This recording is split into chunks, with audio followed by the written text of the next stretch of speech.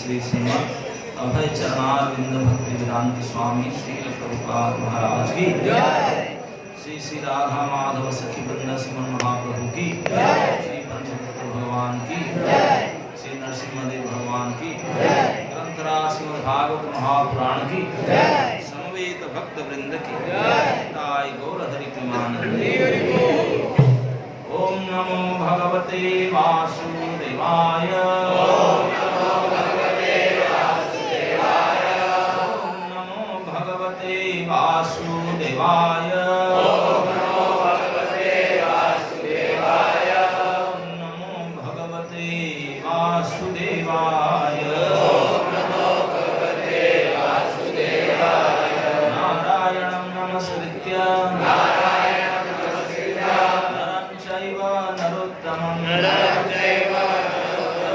देवीं सरस्वतीं व्यासं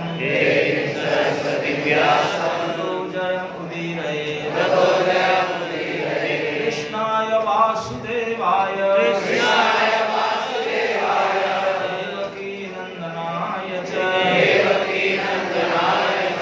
नंदगोपकुमाराय गोविंदाय नमो नमः। आज हम लोग श्रीमद् भागवत महापुराण से प्रथम स्कंद के पंचदश अध्याय के श्लोक संख्या 32 का चर्चा करेंगे। निशम्य भगवन् मार्गं संस्थां जदुकुलस्य च स्वपथाय मतिं चक्रे निवृत्तात्मा युधिष्ठिरः। निशम्य भगवन् मार्गं संस्थां जदुकुलस्य च स्वपथाय मतिं चक्रे निवृत्तात्मा युधिष्ठिरः। निशम्य भगवन् मार्गं संस्थां जदुकुलस्य च स्वपथाय मतिं चक्रे निवृत्तात्मा युधिष्ठिरः।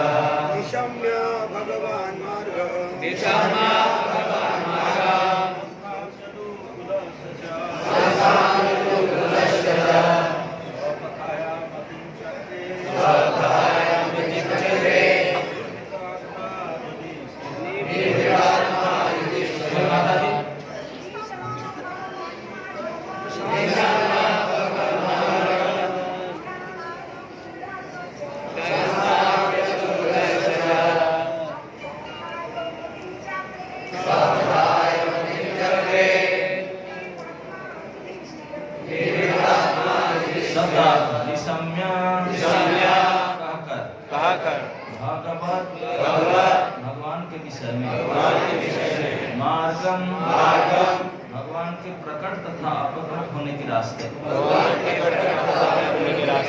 संस्थान अंतः जदुकुलस्य राजा जदु के वंश का च भी स्वः भगवान का धाम पथाय रास्ते में मतिम इच्छा चक्रे ध्यान किया निवृत्त आत्मा अकेले युधिष्ठिर राजा युधिष्ठिर। अनुवाद एवं तात्पर्य श्री श्रीमद् भक्ति वेदांत स्वामी श्रील प्रभुपाद जी के द्वारा। श्रील प्रभुपाद की अनुवाद। भगवान कृष्ण के स्वधाम गमन को सुनकर तथा जदुवंश के पार्थिव अस्तित्व का अंत समझकर महाराज युधिष्ठिर ने भगवत धाम जाने का निश्चय किया।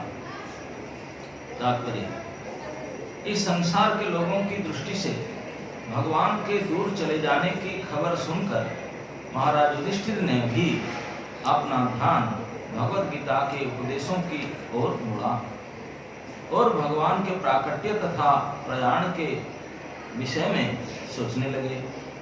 मर्त्य लोक में भगवान के प्रकट होने तथा उनके अंतर्धान होने का उद्देश्य भगवान की परम इच्छा पर पूर्णतया निर्भर करता है। वे जीवों की भांति किसी पराशक्ति द्वारा प्रकट होने तथा अंतर्धान होने के लिए बाध्य नहीं है। जब भी भगवान चाहते हैं वे कहीं भी और सर्वत्र प्रकट हो सकते हैं। इससे किसी अन्य स्थान पर प्राकट्य तथा तिरोधान पर कोई प्रभाव नहीं पड़ता। वे सूर्य के समान है। सूर्य स्वेच्छा से किसी स्थान पर उदय और अस्त होता है, किंतु इससे अन्य स्थानों पर उसकी उपस्थिति पर कोई प्रभाव नहीं पड़ता।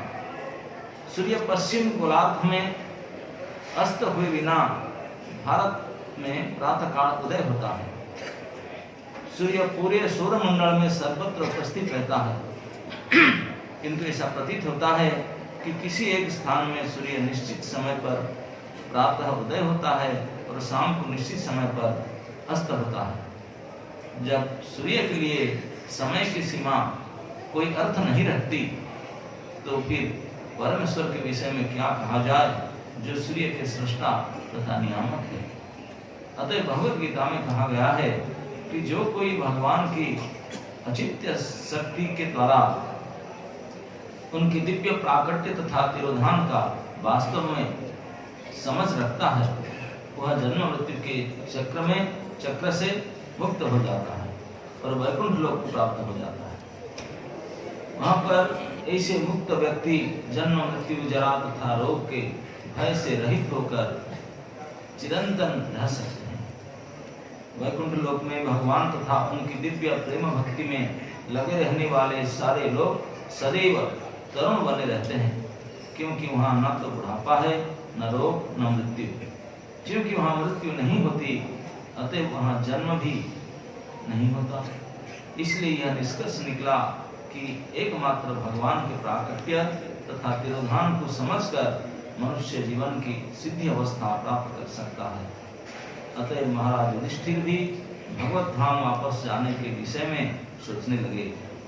भगवान पृथ्वी पर या अन्य किसी लोक में अपने पार्षदों के साथ प्रकट होते हैं, जो उनके साथ नित्य निवास करते हैं, और जदुवंश के सारे सदस्य जो भगवान की लीलाओं में सहायक बने रहे, उनके पार्षद ही थे। उसी तरह महाराज युधिष्ठिर, उनके भाई तथा माता आदि भी पार्षद थे। क्योंकि भगवान तथा उनके पार्षदों का प्राकट्य तथा तिरोधान दिव्य होता है, अतः प्राकट्य तथा तिरोधान के बाह्य लक्षणों से किसी को मोहग्रस्त नहीं होना चाहिए। हरे कृष्ण। ओम अज्ञानतिमिरान्धस्य ज्ञानाञ्जनशलाकया चक्षुरुन्मिलितं येन तस्मै श्रीगुरवे नमः। श्रीचैतन्यमनोभीष्टं स्थापितं येन भूतले स्वयं रूपकदामह्यं ददाति स्वपदान्तिकम्। वन्देऽहं श्रीगुरो श्रीयुतपदकमलं श्रीगुरुं वैष्णवांश श्रीरूपं साग्रजातं सहजं रघुनाथं तं श्रीमं साद्वैतं सावधूतं परिजनसहितं कृष्णचैतन्यदेवं श्रीराधाकृष्णपादां शरणं नमो विष्णुपादाय कृष्णपृष्ठाय भूतले श्रीमते भक्तिवेदांत स्वामिनिति नामिने नमस्ते सरस्वती देवे गौरवाणी प्रचारिणे निर्विशेष शून्यवादी पाश्चात्य। जय श्री कृष्ण चैतन्य प्रभु नित्यानंद श्री अद्वैत गदाधर शिवासादि गौर भक्तवृंद। हरे कृष्ण कृष्ण कृष्ण हरे हरे, हरे राम राम राम हरे। तो श्रीमद् भागवत महापुराण के प्रथम स्कंद के इस पंचदश अध्याय में धर्मराज युधिष्ठिर के महाप्रस्थान का वर्णन है। ये किस प्रकार इस श्लोक में विशेष करके बताया गया निशम्य, अच्छी तरह से सुन करके, सुन लिए। क्या सुन लिए? भगवान मार्गम, भगवान अपने गति में जा चुके हैं, अपने स्वधाम गमन कर चुके हैं। और संस्थान जदुकुलस्य च, जदुकुल का अंत भी हो चुका है, उनका भी विनाश हो चुका है। भगवान अपने स्वधाम गमन कर चुके हैं और जदुकुल का भी अंत हो चुका है। ये दोनों बात को युधिष्ठिर महाराज ने सुन लिए। यही बात प्रथम लाइन में श्लोक में कहा गया, निशम्य भगवत मार्गम संस्था जदुकुलस्य च। ये दोनों बात को सुन लिए। किससे सुने? ये आप ऑलरेडी सुन चुके हैं कि अर्जुन को भेजे थे, अर्जुन वापस आए और पूरे अध्याय वर्णन है अर्जुन के शोक, विलपना, विलाप वाक्य आदि, युधिष्ठिर के पूछना और अर्जुन को बोलना, एक अध्याय 14 अध्याय ऐसे वर्णन है। तो उनसे अच्छी तरह से सुन लिए, जो सोचे थे वो सुन लिए। सुन करके निभृतात्मा युधिष्ठिर, जो युधिष्ठिर जो स्थिर मति वाले हैं, एकांत मति वाले, निश्चित निश्चल बुद्धि वाले युधिष्ठिर अपने मन बना लिए चक्र, ये निश्चित कर लिए कि मुझे तो स्वधाम, स्वधाम मतलब भगवान ही स्वर है, उनके धाम को जाना है, उन्हीं के पास तो है। तो ये डिसाइड कर लिए, अब लेट नहीं कि जाने के विचार मन में कर लिए। यही श्लोक में कहना सकते।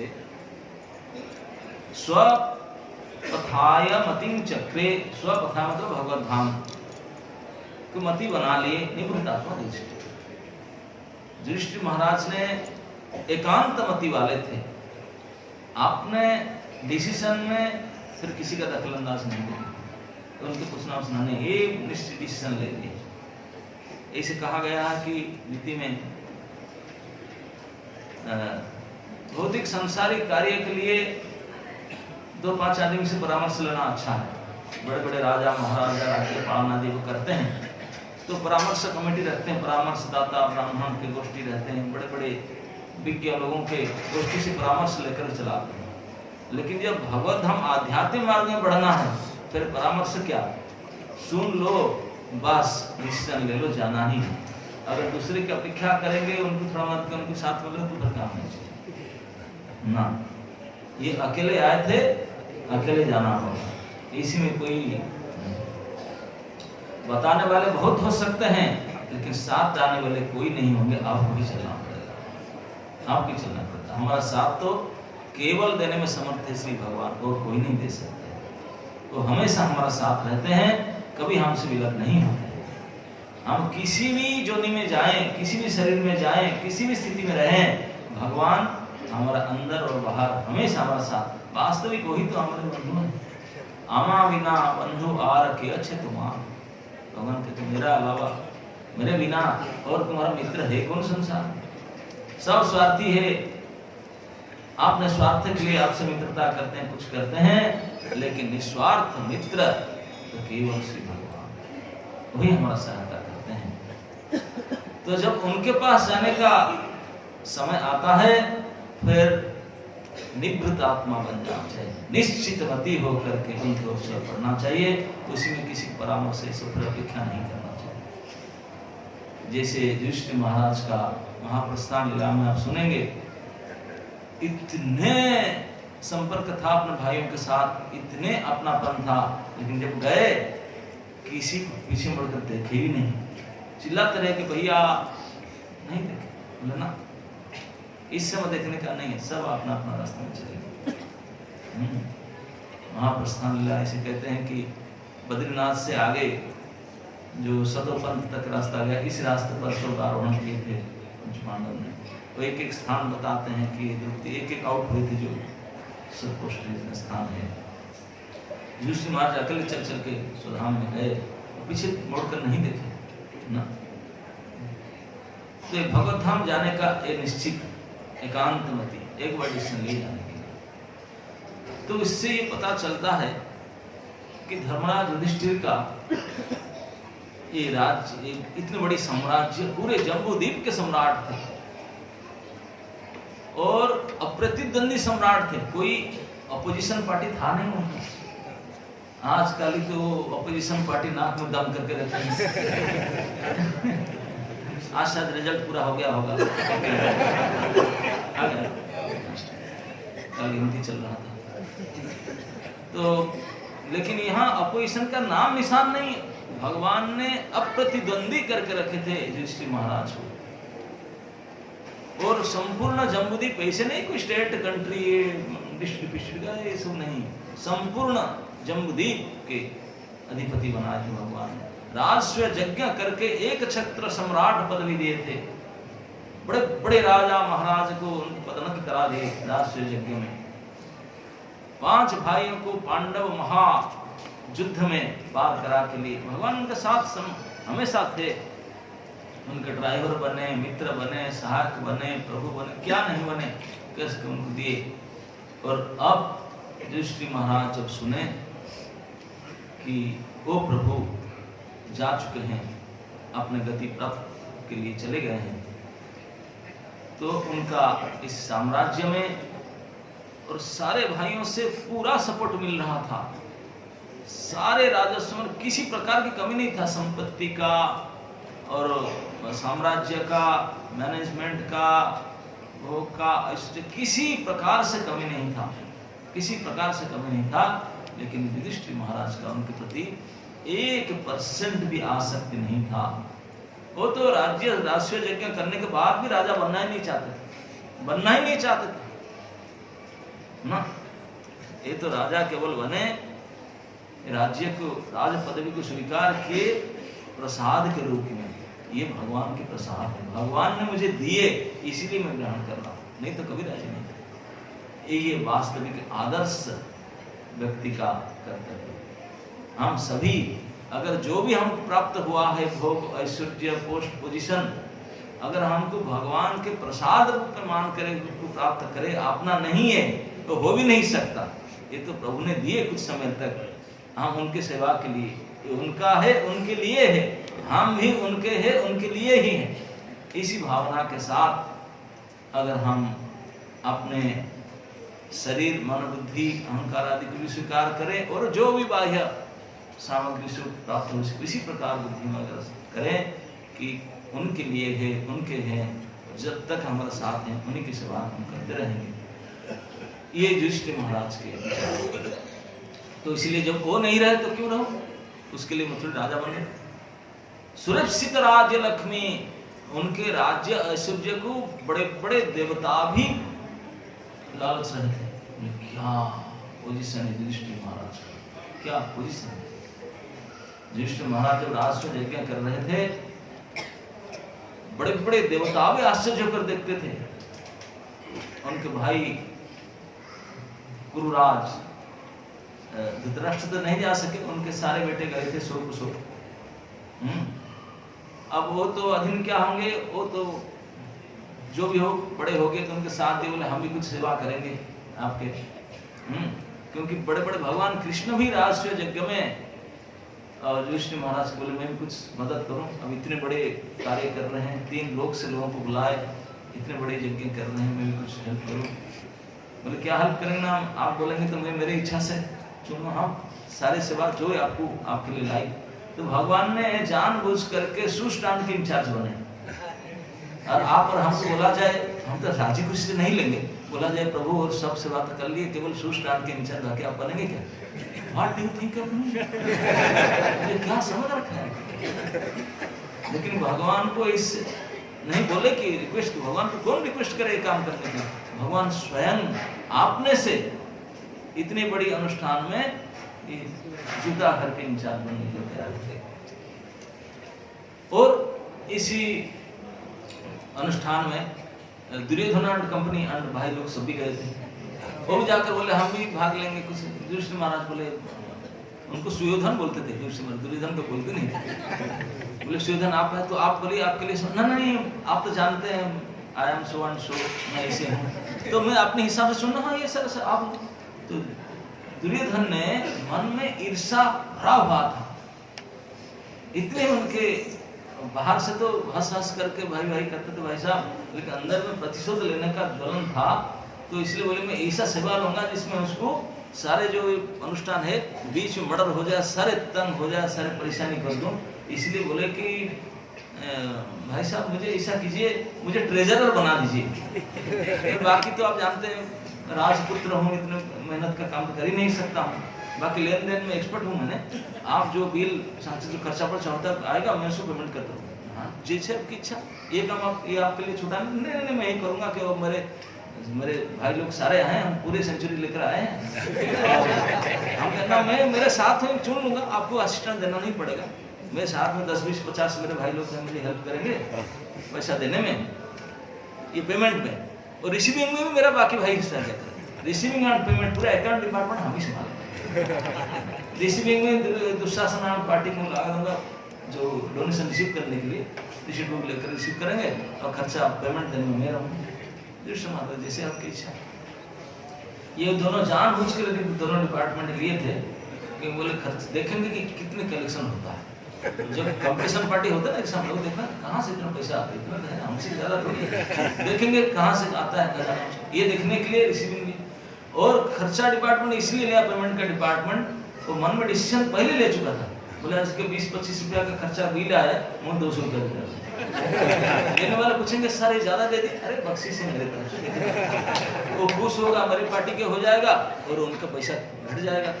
2 दिन में बैलेंस नहीं कर दूं, इतनी ज्यादा एक्सपेंस करूंगा तो इतने बड़ा अनुष्ठान बन ही नहीं पाएगा, बीच में ही मर्डर हो जाएगा, लोग मतलब बंद हो जाए, परेशान करने के उनको तकलीफ में डालने के लिए पूरा प्लानिंग में सारे भाई गए थे और वही 2 डिपार्टमेंट लिए। लेकिन इस मूर्ख दुर्योधन को पता नहीं था, उनको नहीं पता था, उनको भाइयों को पता नहीं था, पता ही नहीं था पीछे जन्म के समय में, क्योंकि वो जन्म के कथा नहीं कहेंगे कि वो व्यासदेव जी ने स्वयं आए थे, क्योंकि उनके ही पोता तो है, तो उन्हें बड़े बड़े महान ऋषि सब आए थे, आकर आशीर्वाद दिए थे बच्चे को। तो उनके शरीर को आशीर्वाद दिए पूरा बना करके, उनके लक्ष्मी को उनके दक्षिण कंध में रहने के लिए बोले थे। दुर्योधन का राइट शोल्डर में लक्ष्मी की निवास है। ये वासुदेव जी कृपा कर बोले कि मेरे पोता है, अब देखना है बदमाश, लेकिन जो भी पड़े तो वो व्यवस्था की थी कि लक्ष्मी की वो मन मर्जी खर्चा तो करता है, बहुत मानी है दुर्योधन, जो खर्चा करता तो इसलिए कुछ कमी ना पड़े, तो इसलिए व्यासदेव जी की कृपा से लक्ष्मी देवी बैठी है, जितने वो खर्चा करेगा उसका डबल इनकम है। तो लक्ष्मी जी रिस्पांसिबिलिटी लिए थी, अब जो भी वो अपना हाथ से अपने दाएं हाथ में जितना देगा इसका 2 गुना बीच में होगा। ये लक्ष्मी बैठ के संभाली, उनको ये पता नहीं था। वो तो बदला लेने के लिए विष्णु महाराज से कि मैं पूरा 10 की खर्चा का बिल आया, उनको 1000 देना, 10 गुना 100 गुना, अरे लेके जाओ। वो आदमी तो बोलता धन्य है, और उनको गुणगान नहीं करता था, युधिष्ठिर महाराज की जय। दुर्योधन गुस्सा करता, अरे मैं दे रहा हूँ, वो थोड़ी दे रहा है, साइन किया 10 रुपया का ना है, तो उन्हीं की संपत्ति आप ही दे रहे हैं, आपको अकाउंटेंट है, पेमेंट करने वाला तो आप ही है, लेकिन मालिक तो वही है ना। दुर्योधन बोलता है कि वो उनका बुद्धि सुधरेगा, आपको पता नहीं, मैं ले और जितना दे रहा है उनको नहीं पता, उनका डबल आने वाला था। दुशासन को रिसीविंग डिपार्टमेंट बैठा रखा था, वो 50 भाई रिसेप्शन में बैठे थे रिसीव देने की, रिसिप्ट क्या दें, और 50 को टेम्पररी पोस्ट में लिए उन्होंने रिसिप्ट काटने की। देने वाले में, डोनेशन देने वाले में लोगों का 5 किलोमीटर तक लाइन खड़ा था। वो खाना पीना छोड़ करके बोले हम आए धर्मराज किस धर्म यज्ञ में देना चाहेंगे, हम दे करके जाएंगे, बाकी हम कुछ लेने देने चाहेंगे। लाइन खड़ा था, बैलगाड़ी के बैलगाड़ी, ट्रक तो चल नहीं रहा था, ऐसे लोडेड माल गाड़ी लेकर के देना चाहते थे। केवल कैश नहीं, काइंड्स में, काइंड्स इतने आता था, इतने आना था, ओवर टाइम करने के थक जाते थे। रात को सोने के आकर के दुशासन वाले भाई लोग बोलते भैया ये डिपार्टमेंट हम क्यों दिया, ले करके खत्म ही नहीं हो रहा, कल तक अभी 2 किलोमीटर लाइन खड़ा है, कल सुबह जाकर तब भी नहीं रिसीव कर पाए, इतने लोग देने में आ रहे हैं। दुर्योधन ईर्ष्या में जल जा रहा, इतने लोग देने आ रहे हैं, इतने लोग देने आ रहे हैं, हमारा फेस्टिवल में तो कोई आते ही नहीं, हम इतना अनाउंसमेंट करते हैं, कुछ भी करते हैं, बिना कुछ के इतने दिन आते हैं। तो और खर्चा भी इतना करता था, इतने आता था। तो पता लगाया कि खाने पीने में सबसे ज्यादा खर्चा होता है। किचन डिपार्टमेंट का हेड थे भीमसेन जी, वो किचन चला रहे थे, मैंने तो उन्होंने इतने लोग 3 लोग से आते थे, गेस्ट बुलाए थे, इतने लोग प्रसाद खाने के लिए आते थे प्रसाद महिमा सुन करके। तो 10 प्रसादम हल बना था मैंने, और उसमें सिस्टम किया था भीमसेन जी ने, क्योंकि बहुत लोग व्यास भाई इतने लाखों करोड़ संख्या में लोग खाने में ले आते हैं। भीमसेन जी ने अपने बनाते हैं अपने हिसाब से। आप जानते हैं भीमसेन जी को भी वरदान प्राप्त हुआ था अमृत हस्ता, उनके हाथ से जो टच कर देंगे सब अमृत जैसा स्वादिष्ट हो जाएगा। तो उनको इतना कुछ बनाना नहीं पड़ता है, टेस्ट लगाना कुछ नहीं, वो केवल हाथ टच करें कढ़ाई में हो गया अमृत। तो इसलिए लोग जो खाते हैं हाथ चाट कर खाकर आते हैं, दोबारा खाते। तो प्रसाद हॉल में बहुत डिमांड था खाने की चक्कर। तो इसे किए थे एक ब्याच में 1 लाख लोग बैठ पाएंगे, इतने बड़ा बड़ा हल था। 1 लाख साइज के हल बनाया था, प्रसाद बैठ कर खाएंगे, वो बफे सिस्टम नहीं था, बैठ कर वॉलंटियर्स थे 10, इतने वॉलंटियर्स थे सर्विस करने वाले कि 10 प्रसाद हल था। एक ब्याच में कितने लोग बैठते थे? 1 लाख। और सेकंड ब्याच को पता कैसे चलेगा ब्याच खत्म हुआ, वो इस तरफ एग्जिट हो जाएंगे, हम फिर घुसेंगे, स्थान क्लियर हो गया। तो वो सिस्टम रखा था एक शंख बजाने का, एक ब्याच पूरा हो गया चले गए, हल खाली होगा, एक शंख बजेगा कि एक ब्याच ऊपर नेक्स्ट ब्याच से आएंगे। तो दुर्योधन एक आदमी को लगा रखा था, और उन्होंने भी आजकल होता है ना सुनने वाले क्या एफएम सिस्टम लगा रखा था, बैठे बैठे खर्चा करते हुए कि सुनते हो कितनी बार शंख बजता है, कितने ब्याच खाते हैं, ये तो पता लग जाता है। एक ब्याच में 100,000 जाते हैं और 10 बार बैठता है, तो कितने लोग खाते हैं, कितने लोग आएंगे, एक आध ब्याच होगा, 2 ब्याच होगा और खत्म हो जाएगा पैसा। तो ये सुनना चाहता था, एफएम लगा रखा था, शंख का आवाज कितने बार आता है, और शंख का आवाज बज ही रहा था, खत्म ही नहीं। दिन भर परेशान हो गया शंख का आवाज सुन करके। जो लोग बोलते हैं कि सर हम क्या करें, शंख बज ही रहा, क्योंकि एक बैच खत्म हुआ, दूसरी बैच, तीसरी बार, फिर 9-10 में खत्म, फिर खत्म, ऐसे कंटिन्यूअस शंख बज रहा था। इसमें लगा लो कितने लोग खाने के लिए आते हो और कितने अमाउंट में प्रसाद लगाया बनाया हो। और कंटेनर ऐसा तैसा नहीं हो कि पकड़ के, अरे कंटेनर तो तालाब डूब के मर जाए, ऐसे बना के व्यवस्था हुआ था। तो इतने ईर्षा में जल चुका था, पूरे 100 भाइयों ने जल भून चुके थे, उनके जगह जब तक चला गया, क्योंकि जितने ईर्षा से खर्चा करते थे इतने ज्यादा आता था, और डबल खर्चा करते थे, जिद्दी करके सुनते थे वो सारे मान आ जाता था, इतने आया। तो ये भगवान की व्यवस्था वो नहीं समझ पा रहे। तो भगवान जिनके साथ हैं तो काहे को लोभ करेगा। तो युधिष्ठिर महाराज का इस जम्बूद्वीप जैसे महान साम्राज्य, इतने बड़े अप्रतिद्वंदी संपत्ति, इसके प्रति 1% भी आसक्त नहीं था। जिन बड़े बड़े देवता इंद्र तक भी लालच रहते कि हम कोई मिल जाए, नहीं था। और न चाहते हुए केवल भगवान की कृपा मान करके, भगवान ने मुझे दिए हैं यहाँ राज्य करने के लिए, तो बोल दिए थे प्रभु मैं जब तक रहूंगा जब तक आप हैं। आप गए तो मैं भी गए, और जैसे अर्जुन से सुनने कन्फर्म हो गया कि प्रभु गए, ससधाम गमनम, इमीडिएट डिसीजन ले मुझे भी जाना है। राज्य के प्रति, संपत्ति के प्रति, भोग के प्रति, ऐश्वर्य के प्रति, पोस्ट पोजीशन के प्रति 0.5% भी आसक्त नहीं था। केवल मन भगवत चरण में लगा हुआ था, कंटिन्यूअस कृष्णमती था, किसी में मति नहीं था। आप बोलेंगे अपने भाई पत्नी, बोले उनमें भी नहीं था, उनके में नहीं बोले, आपने आप इसलिए निवृत्ता मती, मतलब आपने भी डिसीजन लिया, मतलब मैं जाऊंगा, बाकी कोई जाए नहीं जाए। तो यहाँ उपलक्षण में युधिष्ठिर भी जैसे थे, उनके 5 भाई भी ऐसे ही थे, निवृत्त आत्मा, सभी कृष्ण आत्मा थे, कृष्ण के प्रति निश्चलमति सभी का था, सभी का कृष्ण स्मरण, अखंड कृष्ण स्मरण हो रहा था, प्रत्येक भाइयों का, तो द्रौपदी का भी। इसलिए जिससे सभी को पता चल गया कि भगवान जा चुके हैं और जदुवंश भी नाश हो चुका है, सभी अपना अपना मन में ये निश्चित मति कर लिए हम भी चलेंगे। ये इसमें कोई मतलब नहीं राज्य में, पोस्ट में, एक बार डिसाइड किए, इमीडिएट कपड़ा उतार करके सारे चेकबुक आपने परीक्षित महाराज को दे करके इमीडिएट सेम डे डिसीजन लिए। ऐसा नहीं कि एक आध महीना रहेंगे, थोड़ा समझाएंगे बुझाएंगे, नो नो, सेम डे गमछा पहन कर निकल गए। यही प्रव्रज्या संन्यास, कुछ भी साथ में नहीं लिए, उत्तर दिशा के ऊपर चल पड़े। उतरना वही वर्णन आएगा महाप्रस्थान का वर्णन में। युधिष्ठिर महाराज की व्यक्तित्व कितना आदर्श थे, कितने, क्या उनका आदर्शता था, भगवान में मति था और कुछ नहीं था, किसी के प्रति उनका लगन नहीं था।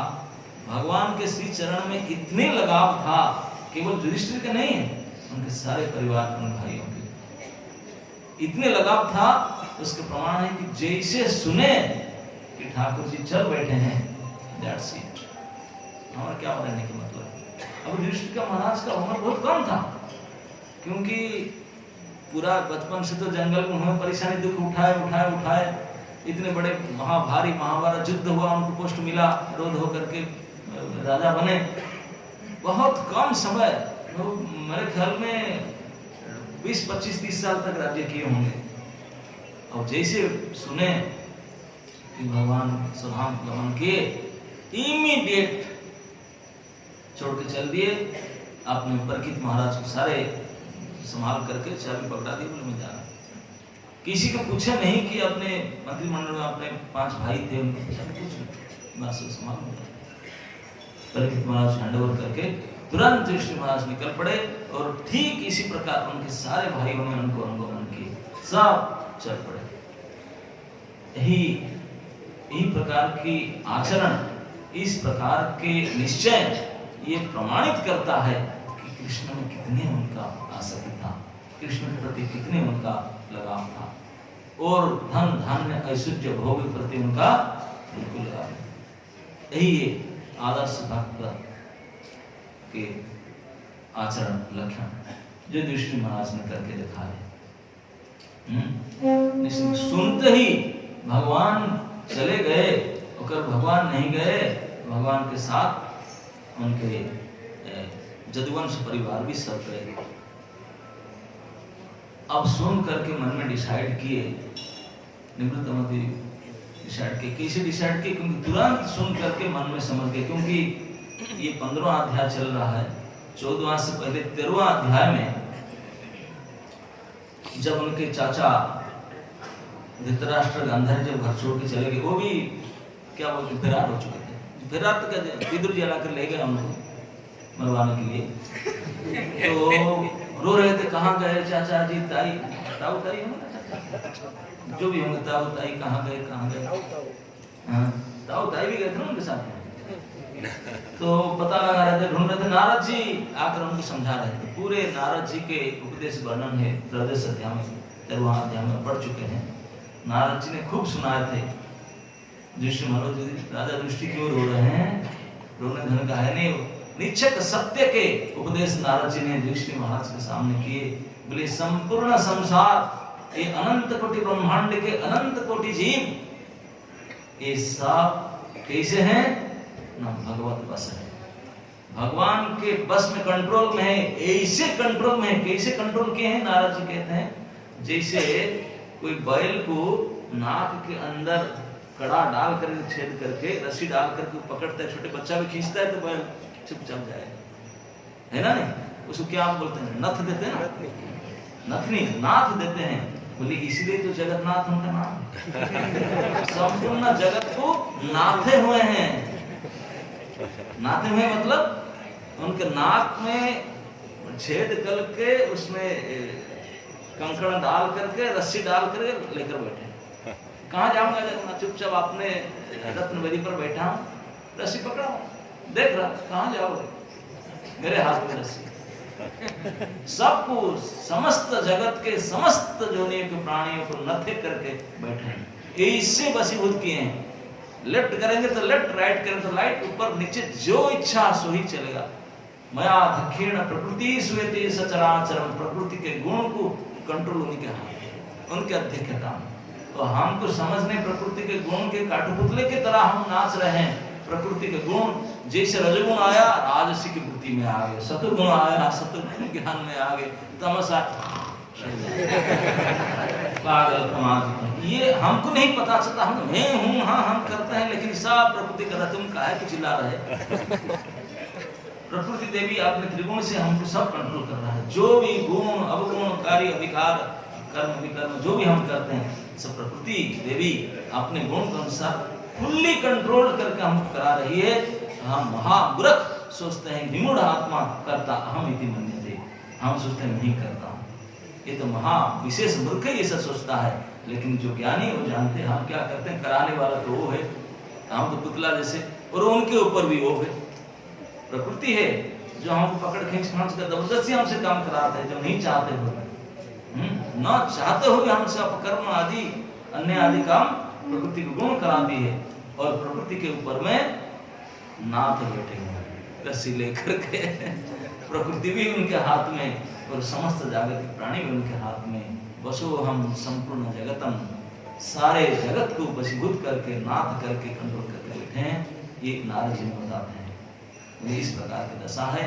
कोई एक इंच इधर उधर नहीं जा सकते हैं, सभी को साथ में लाते हैं और विछुड़वा देते हैं। कोई किसी का पति पत्नी पुत्र ताऊ चाचा बन करके एक परिवार में आते हैं,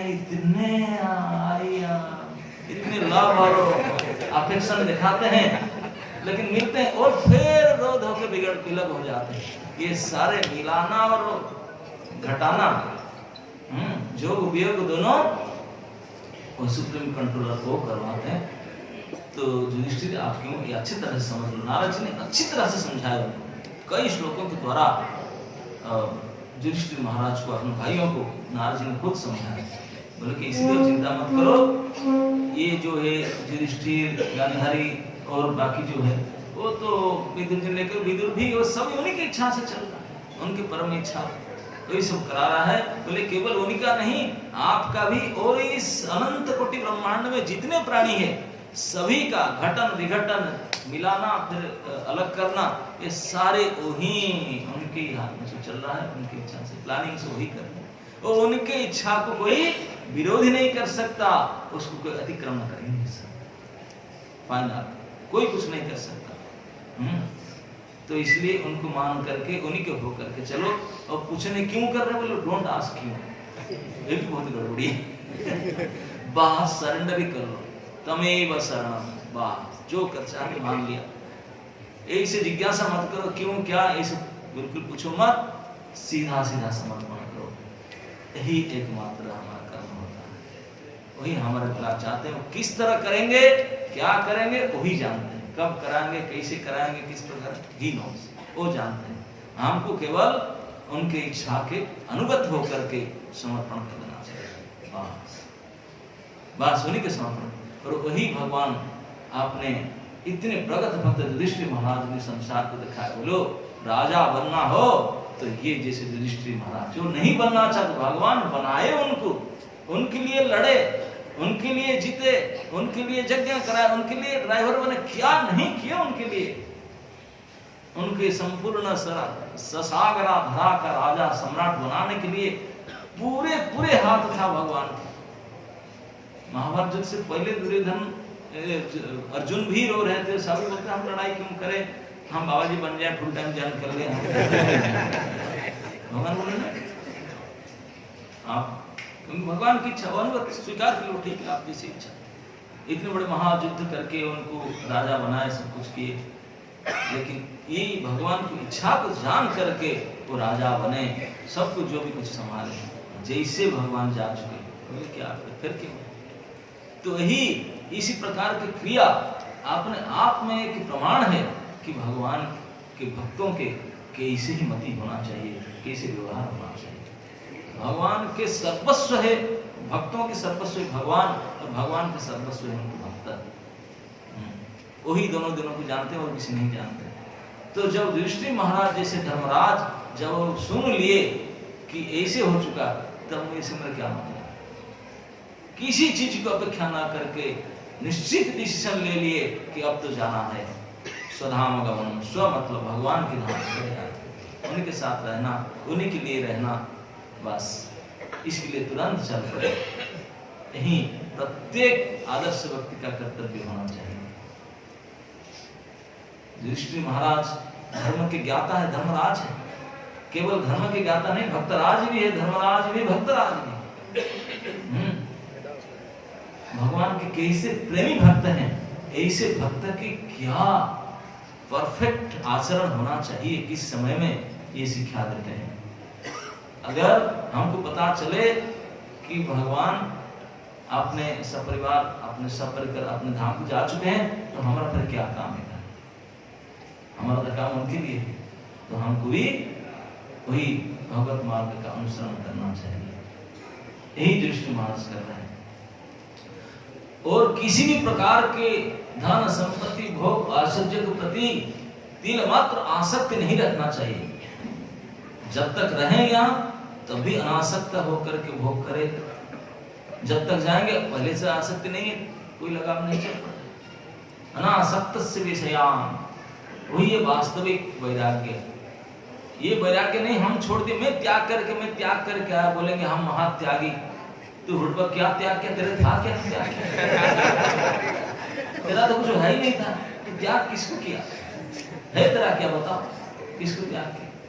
जो बोलते हैं तेरा था क्या, नंगे आए थे नंगे जाएंगे, क्या त्याग किया?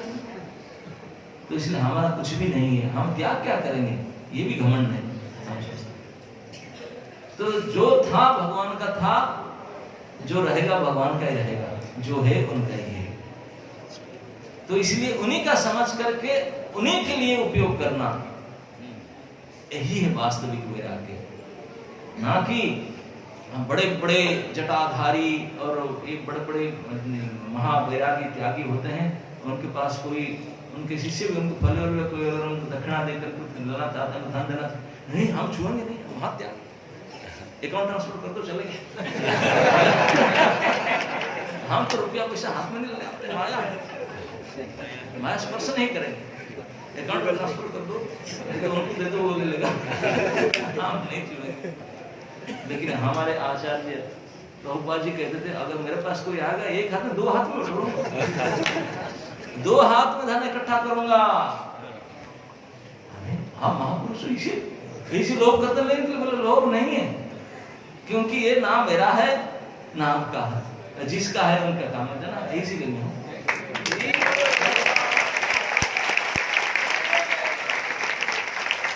तो इसी है आदर्श भक्त प्रभुपाद जी सिखाते हैं। तो संसार के सारे संपत्ति अगर मिले, बोले तब भी बटोर के ले लूंगा, कितने लोगी? बोले हाँ मिलोगी। क्यों? क्योंकि मैं जानता हूँ भगवान के सेवा में लगा, यही काम है। एक समय हम लोग बड़े बड़े अच्छे कपड़ा ये नहीं पहनेंगे, कब के बोलते हैं ना, भालो ना खाइबो, भालो ना पारिबो, हमने करो ऐसे को नहीं पढ़े। लेकिन प्रभुपाद जी एक समय मैंने सुना हूँ, प्रभुपाद जी से एक समय उन्होंने कहे, उनको अच्छे गाड़ी में जा रहे थे, रिपोर्टर बोला स्वामी जी आप इतने कॉस्टली कार, बोले ये तो कम कीमत है, मेरा चले ये लोग मेरे अगर जुगाड़ कर पाए, जो सबसे टॉप मोस्ट कॉस्टली कार दुनिया का है, वो आप लोग जानते हैं, मुझे पता नहीं, रोड ड्राइव सोचो भी, बोलो वो गाड़ी मुझे चाहिए, वो गाड़ी में हो और बिल्कुल मैं सोने की अंगूठी सब पहन करके, सोने की गोल्डन चश्मा लगा सामने बैठूंगा, और एक विदेशी ड्राइवर होना चाहिए, वो होना चाहिए, मैं इंडिया में होना चाहिए, मैं फिर घूमूंगा इसमें चढ़ करके, ये विदेशी सबसे कीमती कार में विदेशी ड्राइवर और सारे कीमती कपड़ा पहन कर सुन करके लोग, आपका ये इच्छा, इतने बड़े आचार्य संत हैं, आप ऐसे चाहते हैं? बोले हाँ, कोई समझ नहीं बात, बोले कंफ्यूजन मत हो, मैं ऐसे चाहता हूँ, इसलिए चाहता हूँ क्योंकि अगर मैं इस प्रकार भारत में कोई सड़क में, कोई डिस्ट्रिक्ट में, कोई टाउन में कहीं अगर निकलूं ना, घर द्वार छोड़ करके सपरिवार लोग दौड़ करके आएंगे, रोड में भीड़ हो जाएगा, हजारों के मुझे देखने के लिए, ये बाबा जी विदेशी इतने कीमती गाड़ी, विदेशी ड्राइवर ऐसे जा रहा है, लाखों की संख्या में भीड़ जम जाएगा, रास्ता है कि नहीं, देखेंगे। बोले वो जो मुझे देखने के लिए आएंगे, मैं उनको दृष्टिपात करके उनके अंदर कृष्ण भक्ति को इंजेक्ट करूंगा।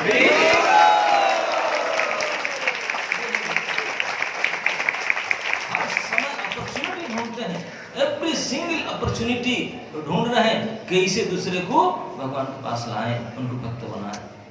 प्रभुपाद समर्थ थे, किसी की ओर एक दृष्टि डाल दें, उनके हार्ट ट्रांसफर हो जाएगा। किसी को छू दें, किसी को एक मुस्कुरान दे दें, कुछ भी कर दें, वो बदल सकते हैं। क्योंकि कृष्ण कृपा के मूर्ति, कृष्ण की कृपा को हमेशा धारण किए हैं। हर एक अंग अवयव से, आंख से, नाक से, मुख से कृष्ण भक्ति ही निकल रहा है। जिसके ओर देख लें, कुछ भी कर लें, कृष्ण भक्ति इनपुट हो जाएगा उनके अंदर। तो लेकिन कमी क्या है, लोग नहीं आ रहे हैं। किसके अंदर डालें? तो इसलिए कोई ऐसा अपॉर्चुनिटी ढूंढने कि हजार लोग आए, मैं उनको भक्त बनाऊं, ये उनका प्लान था। इसलिए बोले मैं इतनी कीमती गाड़ी में इतनी कीमती प्रकार से जाऊं ताकि लोग आए तो सही, आने से मैं उनको भक्त बना कर छोड़ूं। और ये विचार कितने उच्च कोटि के विचार, उसको छोड़ करके नहीं मैं तो नहीं छूंगा, ये नहीं पहनूंगा, ये करूं, ये कैसे विचार? ये नारद जी, प्रहलाद जी उनके अंगत आचार्य हैं। वो अलग से कोई यहाँ जाकर एकांत में कोई ये स्थान में बैठ करके भजन करना वो नहीं चाहते। तो परोपकार करना, स्वयं के जीवन को सफल करो और दूसरे के जीवन को भी सफल कराने की मदद करो। यही तो भगवान महाप्रभु के, यही तो प्रत्येक भारतीयों के लिए यही दायित्व देगे, तो दायित्व देगे। भारत भूमि ते मनुष्य जन्म हिलजार, जन्म सार्थक करी कर परोपकार। ये प्रोजेक्ट, ये दायित्व भगवान श्री चैतन्य महाप्रभु प्रत्येक भारतीयों को दे गए कि स्वयं इस बात को समझो, अपने को भक्त बनाओ और दूसरे को भक्ति लाने के लिए पूर्ण प्रयास करो, जो हमारे आचार्य कर गए। पूरे मूवमेंट खड़ा कर दिए संसार में। दिस इज प्रीचिंग मूवमेंट और कुछ नहीं। इसमें जो आएंगे क्या करना है, मुख्य काम प्रचार। कितने प्रकार के प्रचार करवाते, पहले तो कुछ नहीं था, केवल कीर्तन करवा रहे थे। आज तो वैरायटी से हुए, college preaching, student preaching, youth preaching, माता जी प्रीचिंग, प्रभु जी प्रीचिंग, ये दुख है, वैरायटी से प्रीचिंग प्रीचिंग प्रीचिंग। तो उसके परिणाम देखिए, इतने भीड़।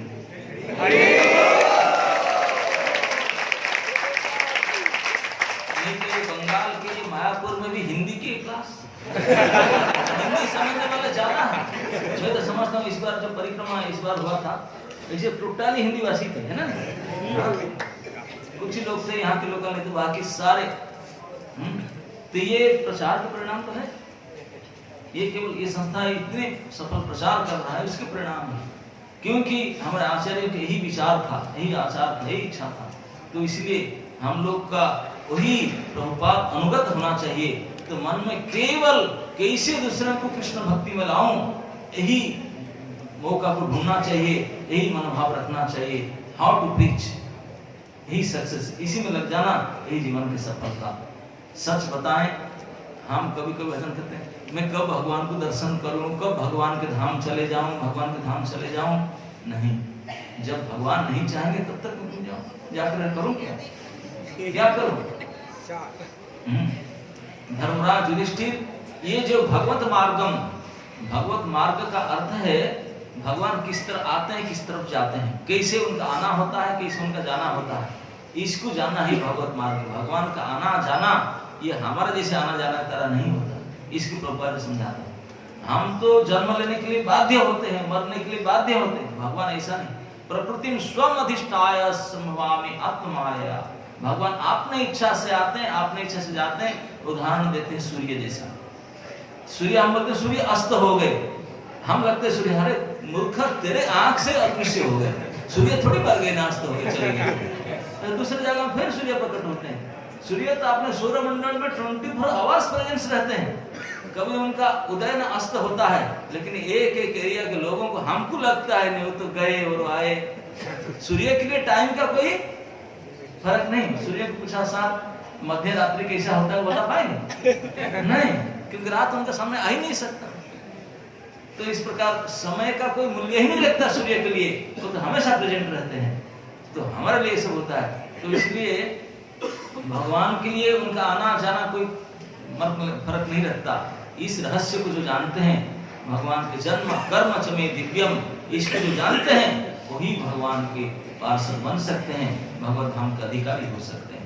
तो भगवत धाम का अधिकारी वही है जो भगवान के प्रचार में लगे रहते हैं, वही भगवत धाम का अधिकारी है। भक्ति सिद्धांत प्रभुपाद क्या कहते हैं कि प्रचारक गण ब्रजवासी जन, Those who are really preachers, they are the ब्रजवासी, ही ब्रजवासी। ये मत नहीं कि उनको समझो, ना ना ना, जो प्रचार के फील्ड में लगे हैं, प्रचार करते हैं, वही ब्रजवासी। तो ये स्वधाम भगवान की मार्ग, यही भगवान की मार्ग है, भगवान आदेश देते हैं यही करने के लिए। यही जो करते हैं, इसी प्रकार भाव में जो भक्ति के प्रचार करने के लगे हैं, वही भगवत धाम में है, वही भगवान के निज जन है। इसी का मन जाने के लिए, ये बात के रहस्य को जानते थे, इसी को भगवान भी कहते हैं, जो इस रहस्य को जानता है वो इस शरीर छोड़कर मेरे पास आ जाता है, फिर उसका दूसरा जन्म मृत्यु नहीं होता। ऐसे भक्तों का जन्म मृत्यु होता ही नहीं। बोले तो जन्म लेते हैं उस काम के लिए, ऐसे नहीं आते। जैसे आप मायापुर आए तो मायापुर का थोड़ी ना हो जाएंगे, 2 दिन के बाद चले जाएंगे। तो इसी प्रकार ऐसे भक्त लोग इस भौतिक संसार में आते हैं तो हम लोग को उद्धार करने के लिए आते हैं, तो यहाँ का बनकर नहीं आते हैं ना। तो इसी प्रकार से श्री युधिष्ठिर महाराज और उनके परिकरगण, उनके भाई लोग भगवत इच्छा को जान करके भगवत मार्ग को अनुगमन करने के लिए, जाने के लिए एकांत निश्चय मति कर लिए, इस प्रकार जाने के लिए। हरे कृष्ण।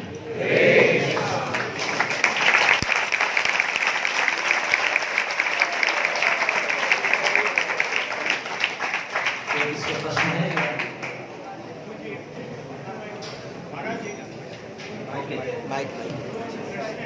बोलिए।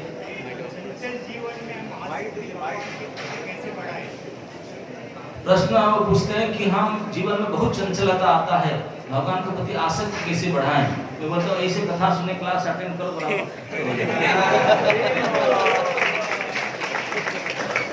यस,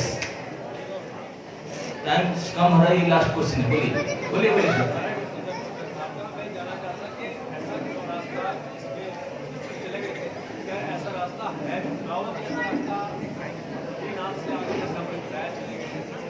किसको सुना है?